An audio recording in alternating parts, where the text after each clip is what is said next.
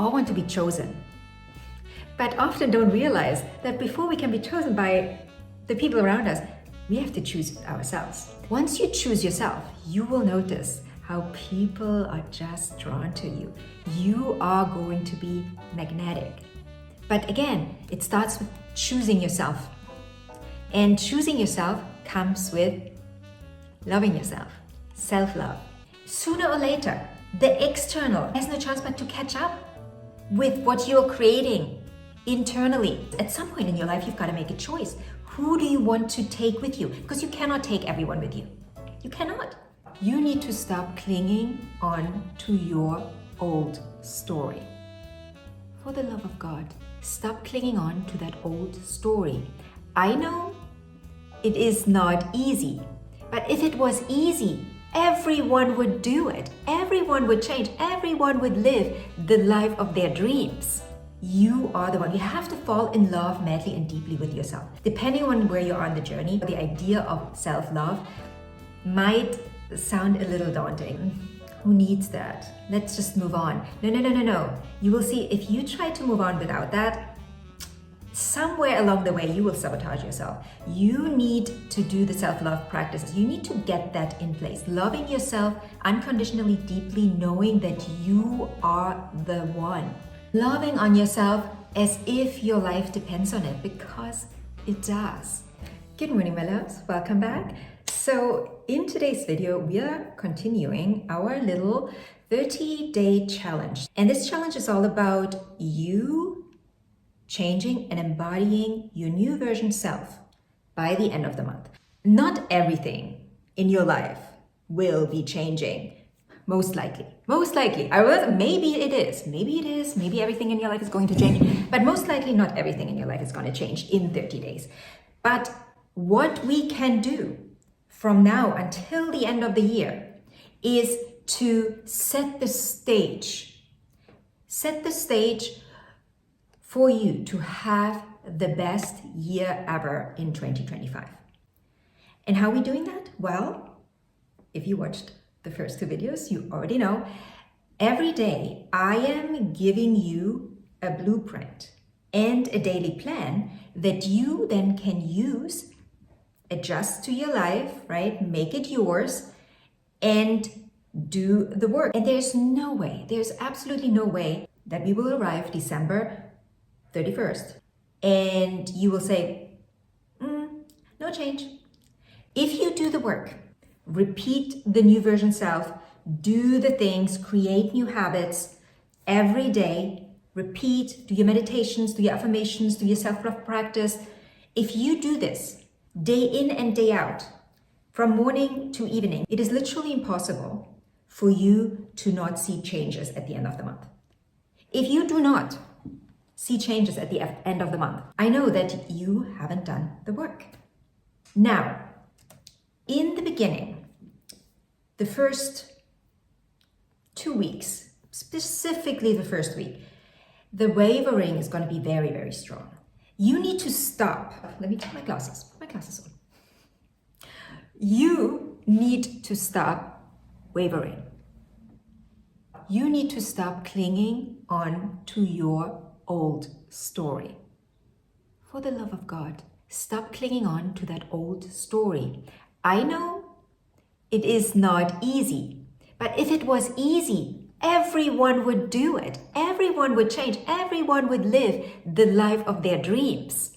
So as we evolve, we strive to leave behind the old story, the doubts, the fears, the failures, the things that no longer serve us. Yet, the old self is so deeply rooted within us that we are deeply rooted in those patterns, that those patterns are very strong and they have the ability to resist the new for a while. Not forever, because if we do the work, if we do what is required, that old story, those old patterns, they will be washed out, they will be washed away.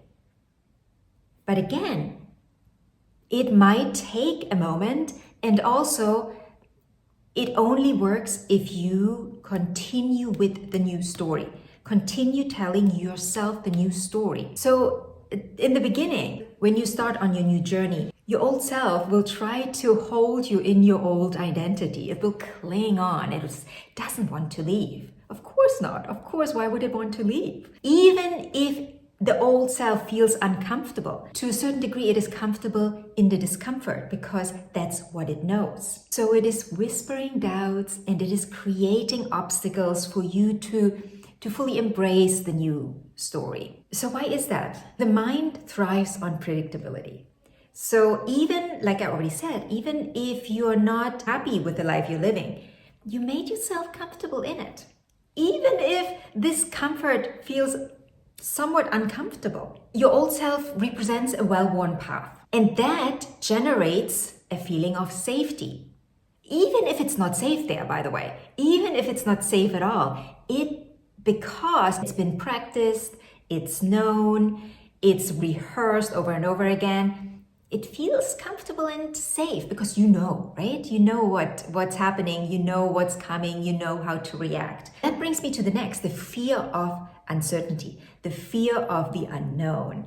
Because the new identity that you want to bring forth, again, it is already within you. You just have to bring it forth, right? You have to tune into that channel. You have to tune into that frequency to bring her or him forth.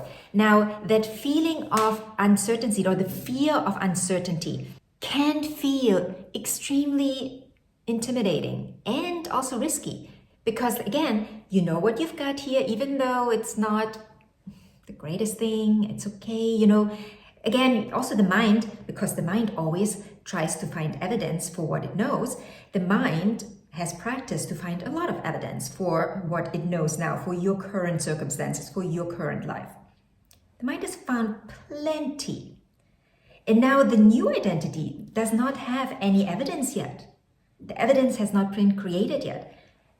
You still have to trust. And that is where, many stumble and waver and say, oof, too hard, can't. I mean, it's not worth it.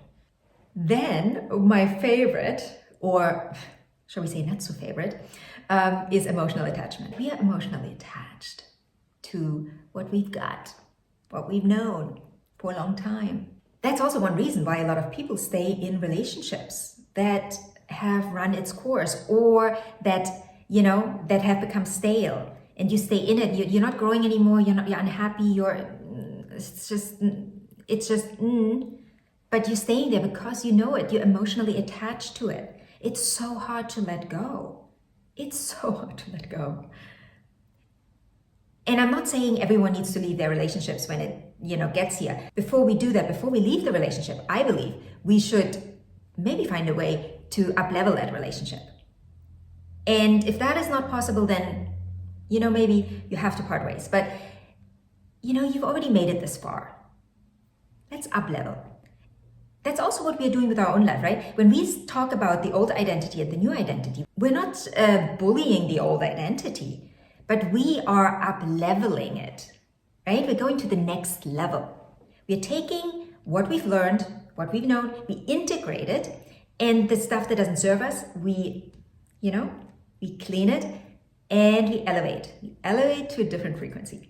So the last thing when it comes to the old identity is ego preservation.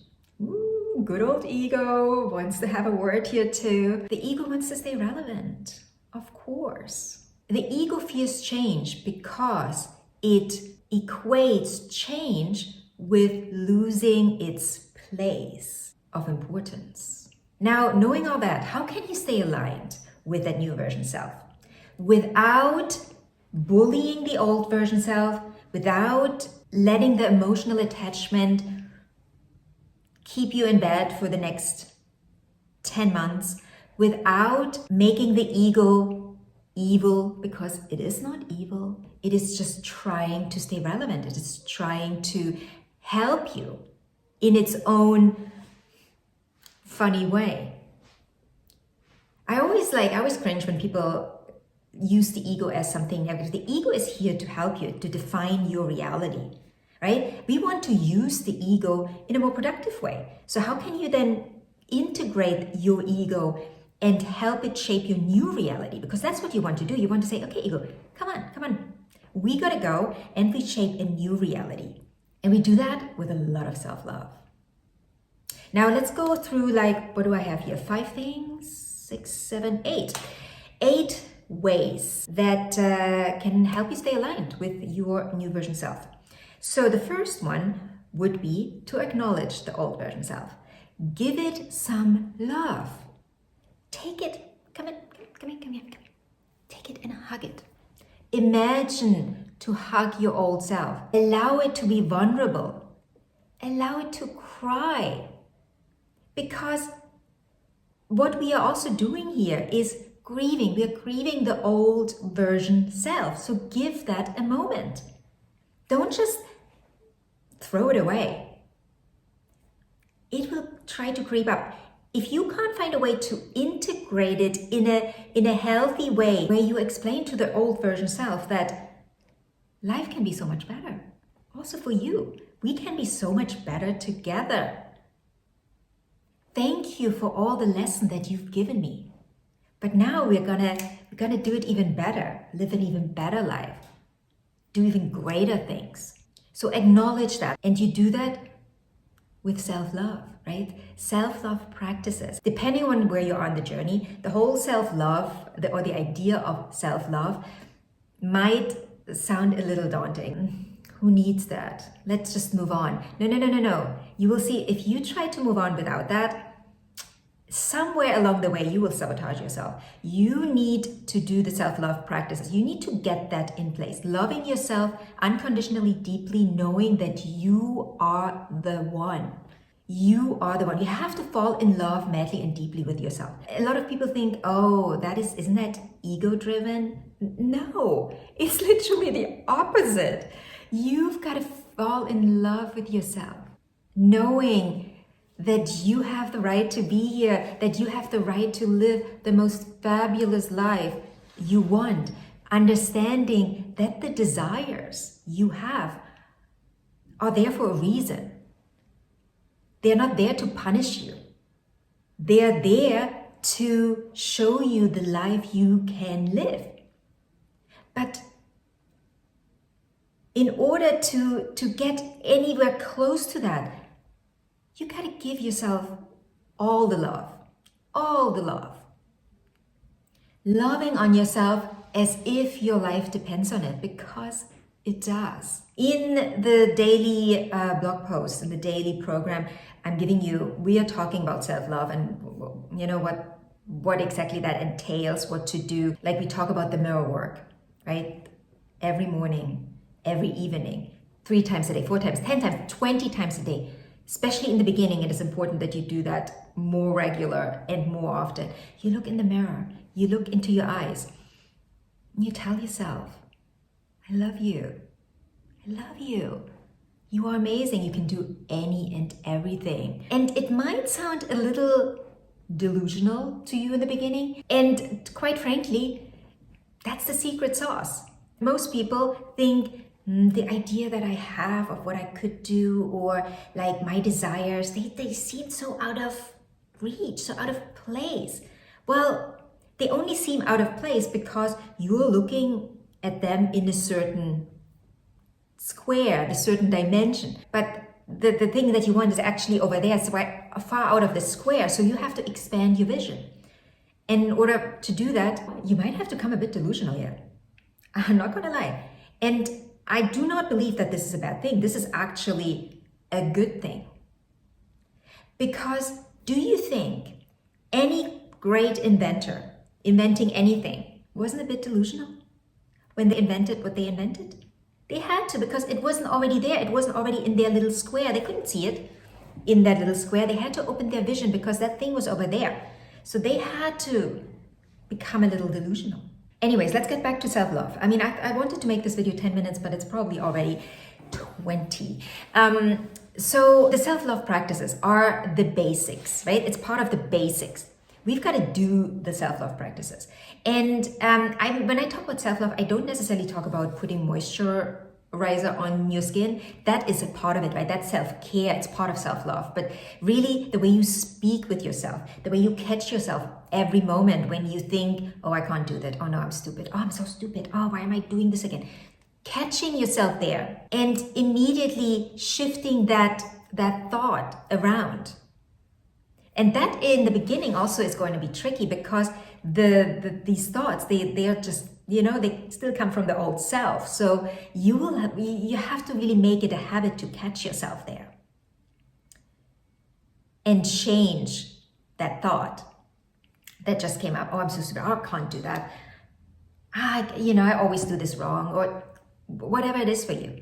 Catch yourself. And, it might seem minor. It might seem like a minor thing to you. It's like, yeah, oh my God, I just said that. But your words are so potent. You have no idea how potent your words and thoughts are. So when these thoughts show up, what do? You reframe it. You find a way to look at whatever you've just told yourself in a positive way. I'm telling you, there are multiple ways of looking at whatever happens in your life or whatever is occurring or whatever you think about yourself. There are multiple ways to look at it from a perspective that will actually help you nourish yourself, nourish the new version self. When you tell yourself, oh no, I can't do this. I'm not good at I'm not good enough. I'm not good at that. You are. And again, that's where the illusion might have to come in the beginning, because you'll have to tell yourself, I'm capable. I'm absolutely capable of doing that. I'll figure it out. I figure it out. I can figure out anything. Even if you don't believe it in the beginning. In the beginning, you might not, because you've never figured it out, because you didn't even go there. You didn't allow yourself to go there. So you were not in the position to figure it out because you didn't allow yourself to be there. But now the new version self is going to figure it out. Of course she is, or he is. Of course. Also, journaling will help you pinpoint those reoccurring beliefs that don't serve you.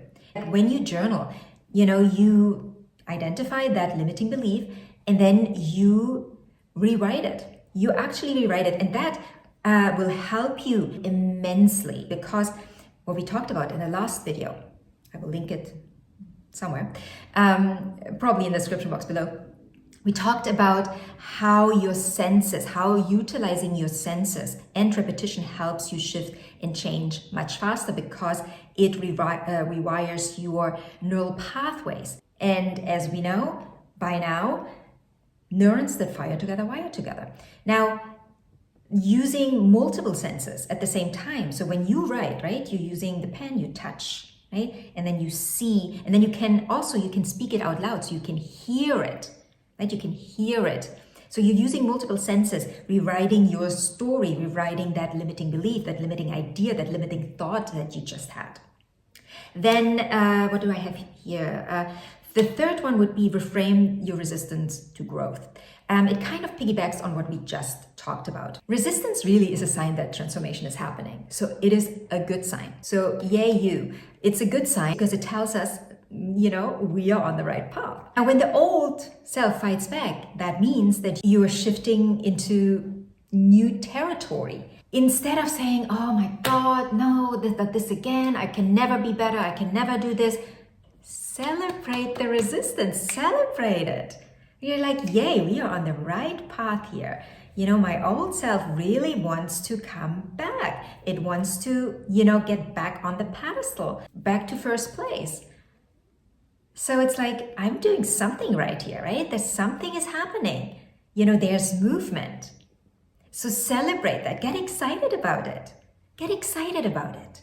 When I encounter these kind of things, when I shift and change something within me where I know, okay, well, there's work to do here. And when I notice the resistance, I'm smiling. I'm like, okay, we're getting there. This is exciting.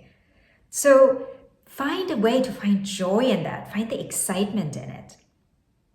Then, number 4, visualize your new self daily. This is what we do this month in particular, right? This is what I do with you all throughout the month, giving you daily blog posts, daily work to do, daily journal prompts, daily routines, meditations, affirmations.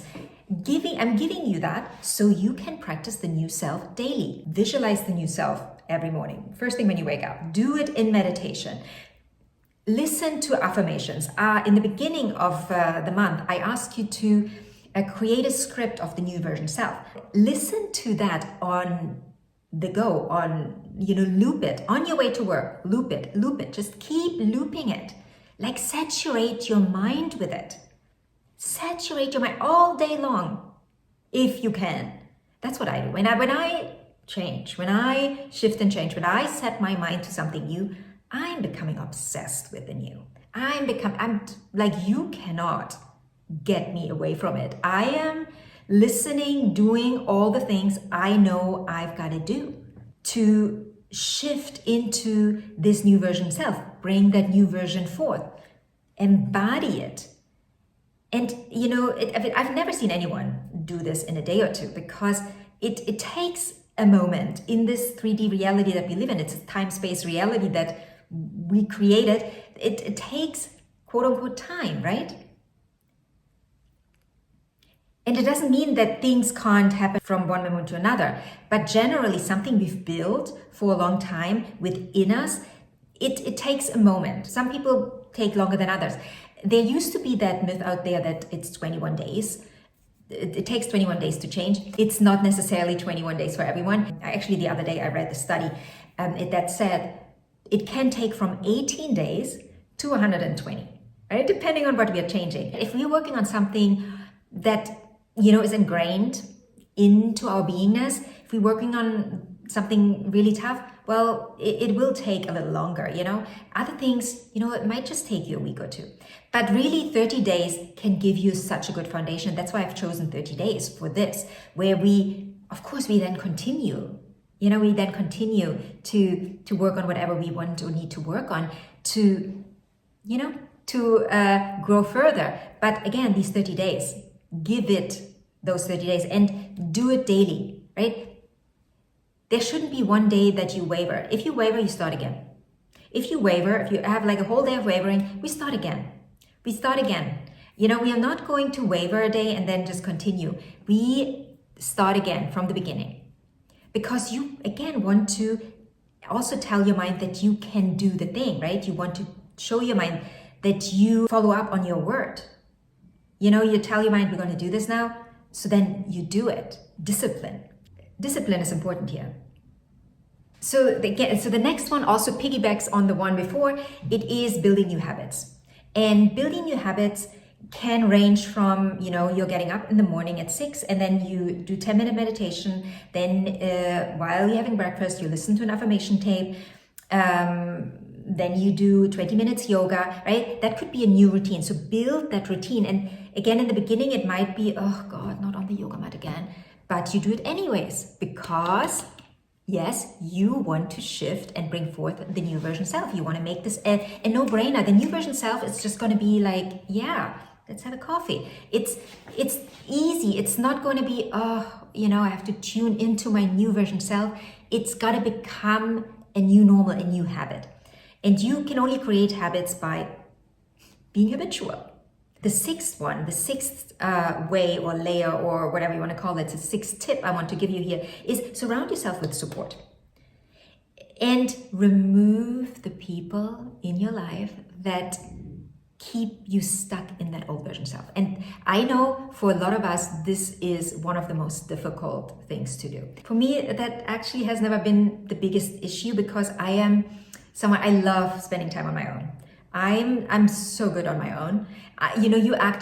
Sometimes I have to really push myself to be a bit more interactive. I spent 1 year of my life alone in the French countryside, in a house in French countryside in the middle of nowhere, no people. It was just me. The gardener came once in a while, but my French was not on par, so we couldn't have a conversation. And it was also during COVID, so it was like, after that year, I realized even I need connections. It was good. I could do it. I could actually even do it again. I mean, at this point, I'm like, I could do this again. But I need human interaction. I do need it. But anyways, let's go back to the support. Find support groups, right? And if there's no one around you, trust me, honey, you can find someone online. And if it's just following the people that live the life you want to live. And I want you to follow them as if you are them. And again, there's the delusion coming in here. Yeah? You might say like, how am I going to do that? Well, you use your imagination. That's the whole point. That's all we've been talking about since the beginning of this challenge, right? Using your imagination to bring forth the new version self. So yeah, you're following these people and you don't think, oh, they have such a good life. I could never. You could what? What did you say? Huh? You could, excuse me. Yeah, this is the life you want. You have to believe it, right? You have to learn to believe it if you don't believe it yet. And again, repetition. And how can you repeat that? Well, yes, you follow these people. What do they do that you could already implement in your life? How do they live? You know, and in the beginning, you might have to just do that in your mind, in your home. You know, going into meditation, imagining yourself. Remember that tape I talked about earlier that you created for yourself. Listen to that. Sooner or later, the external has no chance but to catch up with what you're creating internally. It is impossible any other way. It is impossible not to, unless, you know, you keep wavering. You're allowing people in your life that bring the energy that you're trying to get away from, that tell you why it's not possible, right? All the circumstances, right? Like all my circumstances are like this, that's why. Stop it. I don't want to hear about it. I don't want to hear about it. I do not want to hear about your circumstances. They're irrelevant. You have to do the thing despite your circumstances. Again, I don't care what is going on in your life. You are wanting to create a different life. So you have to bring it out internally first. In my last video, I gave you a few more tips what you can do to actually bring that forth, to take action, how to utilize all your 5 senses. Well, actually all your 6 senses, right? The 6th one is really the most important one. That's how we get into it in the first place. But then you have to use your 3D senses as well to build the new. And again, just please, I don't want to hear about the circumstances, because we all have circumstances that we don't like. But the more we focus on the circumstances, the further away we get from the new version self. So the less we focus on the circumstances, the more they will remove themselves.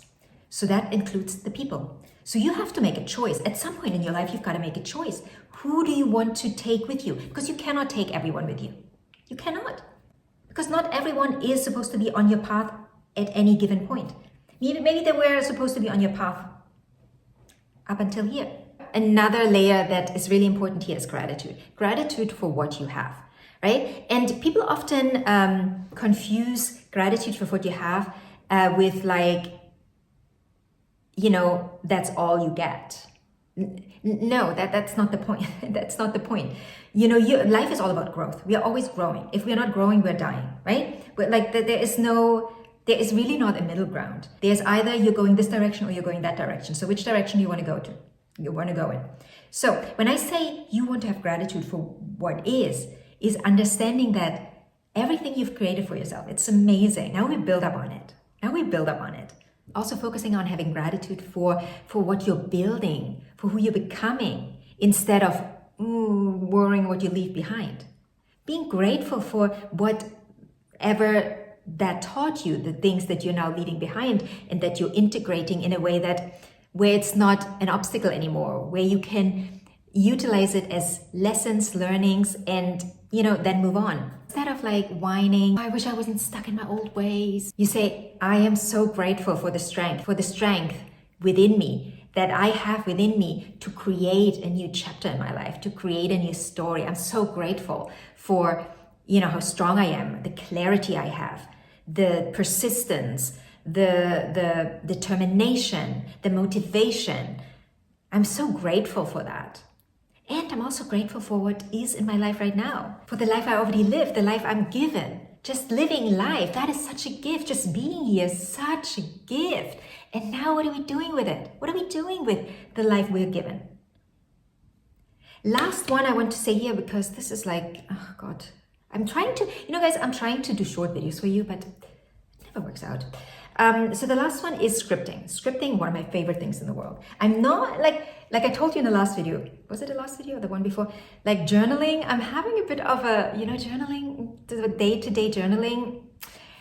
This is the one thing I'm still kind of like, do we have to do this? But scripting, I'm in.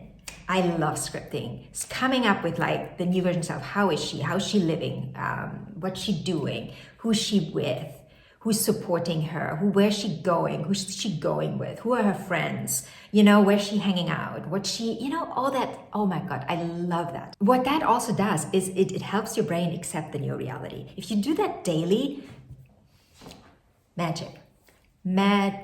So the key to all of this, we already talked about this, but gotta repeat it. It is repetition. Repetition dissolves your disbelief. Repetition dissolves your doubt. Repetition helps you change into the new reality. And again, I want to remind you, there's so much power in choosing you.